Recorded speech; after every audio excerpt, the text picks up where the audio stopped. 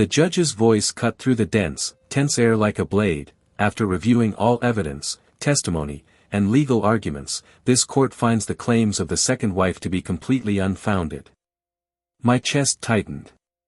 My hands trembled, clutching the folder I had held for what felt like decades. Every second stretched like hours. Every gaze in the courtroom seemed fixed on us, weighing our emotions, testing our composure. I felt the heat of tears threatening to spill. Years of uncertainty, abandonment, and anger collided with the triumph of truth. My siblings mirrored my emotions. My eldest sister's hands shook as she gripped the edges of her chair. My youngest brother's jaw tensed so hard it looked like he might break it. The judge continued, enumerating each piece of evidence: the notarized property deeds, historical maps, letters from my father, witness testimonies, and expert validation from historians. Each phrase felt like a hammer, shattering the fragile house of lies the second wife had built. I dared to glance at her. The elegance and composure she had carried like armor were gone. Her eyes widened slightly, a twitch at the corner of her mouth betraying panic. I could see her calculating, realizing that no amount of money or manipulation could rewrite history. My lawyer whispered, almost inaudibly, "It's done. She cannot contest this." Relief and adrenaline surged through me. But even amid triumph, I felt the hum of caution. Justice had been served in words, but the emotional battle was far from over. This was not only a victory, it was a reckoning, and we had to hold ourselves steady in the wake of such raw confrontation. The moment the verdict was formally delivered, the courtroom buzzed with muted excitement. Whispers carried through the air like ripples. I remained seated, absorbing the weight of reality. My siblings and I were victorious, yet our emotions were layered. Relief, triumph, and a profound understanding of the years we had endured. The second wife rose, attempting a final display of dignity. Her lawyer whispered hurriedly, probably seeking to salvage some ground. But her facade was crumbling. The judge's words had irrevocably exposed the truth: she had no legitimate claim to our family land. I felt the urge to speak, to finally address the woman who had once attempted to erase our family's legacy. But I didn't. Instead, I let the truth speak for itself. I could see the defeat reflected in her eyes, subtle but unmistakable, the first real cracks in her armor. Outside the courtroom, the world seemed surreal. The sunlight was harsh but liberating. Journalists and neighbors had gathered, and I felt a surge of pride as the story spread: justice had been served. Every article, every headline, carried our vindication into the public eye. I spoke to my siblings quietly, away from the crowd. "We've won," I said, though my voice trembled slightly.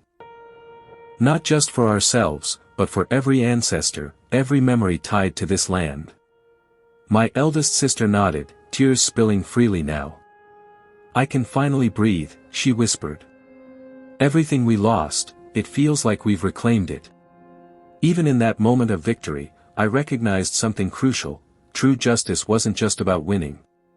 It was about responsibility, protecting the legacy we had fought so hard to reclaim. After the courthouse celebrations died down, our thoughts turned to the future. The land was ours, but what next? My siblings and I convened late at night, over cups of cold tea and stacks of legal documents, drafting plans for a family trust. "This is bigger than us," I said, tracing my fingers over an old map of the land. "This is for generations to come.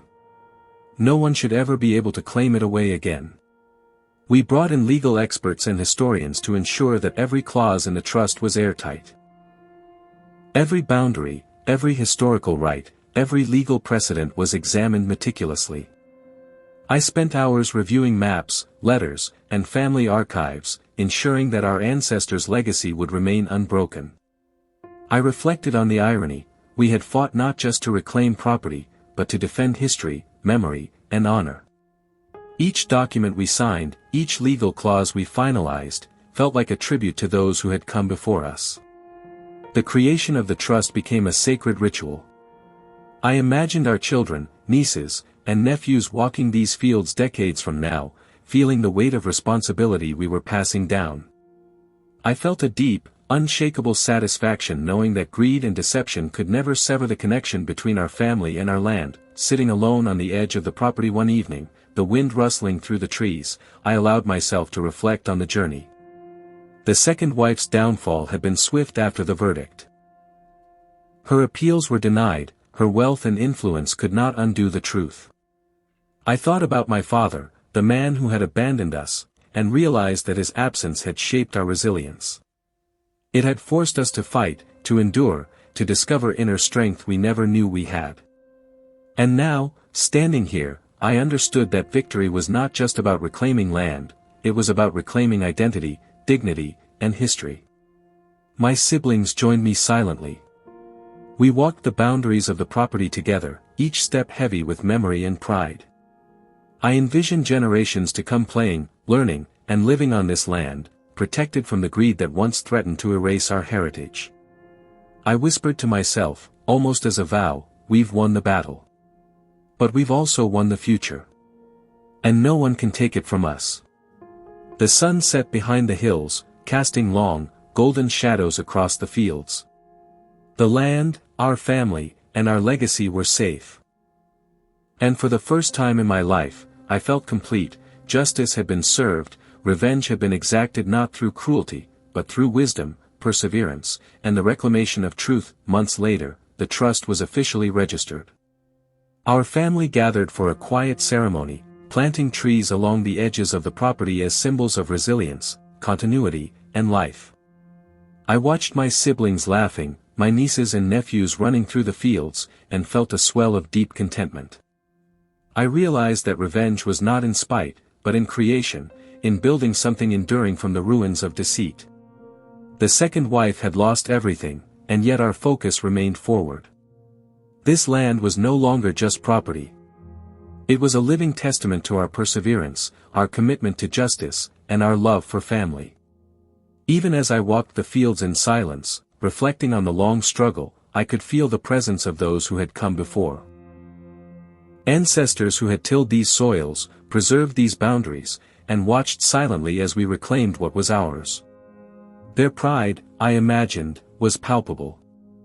And as the sun dipped below the horizon, painting the sky in shades of fire and gold, I understood fully, justice had been served, truth had prevailed, and the future of our family was secure. The second wife's greed, arrogance, and lies had been exposed to the world.